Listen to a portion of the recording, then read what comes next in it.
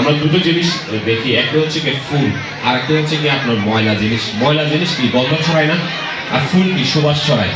ঠিক সেরকম আমাদের প্রজাতন্ত্রের কর্মচারীদের যে আচার আচরণ, সেবা দেওয়ার প্রবণতা, তার যে ইথিক্স, সে প্রত্যেকটা জিনিস কিন্তু এই জনগণ মূল্যায়ন করে। তা আপনি ফুল হবেন নাকি গার্বেজ বা ওয়েস্ট হবেন, দুর্গন্ধ হবেন, সেটি যাচাই বাছাই বা সেটি কোনটা বেছে নেবেন, সেটি প্রজাতন্ত্রের কর্মচারী হিসেবে অবশ্যই আপনি ডিসাইড করবেন আপনি কোন দিকে যাবেন, আপনি ফুল হবেন নাকি গার্বেজ হবেন।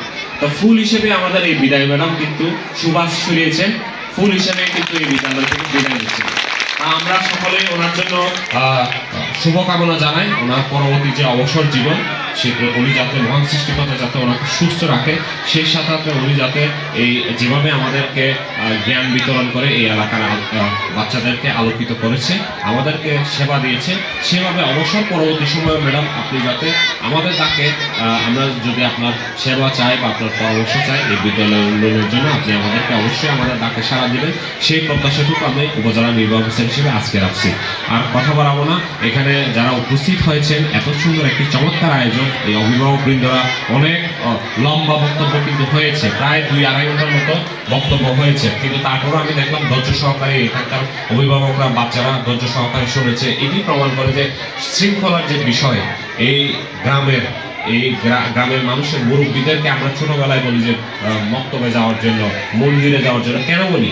একটা রূপ বা হচ্ছে কি গাছের যে সার, সেটি তৈরি হয় কিন্তু ছোটবেলা থেকে তার পরিচর্যার উপরে।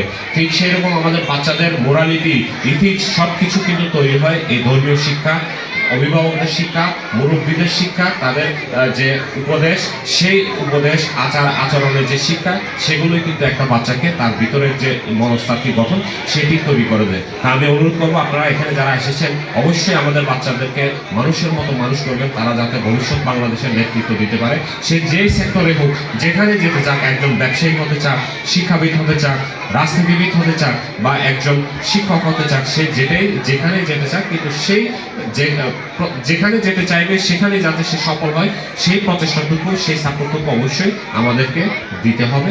সুযোগটুকু তৈরি করে দেওয়ার দায়িত্ব কিন্তু আমাদের সকলের। তো সেই প্রচেষ্টার জন্য আপনারা সকলে কাজ করবেন, সেই আশাটুকু রাখছি।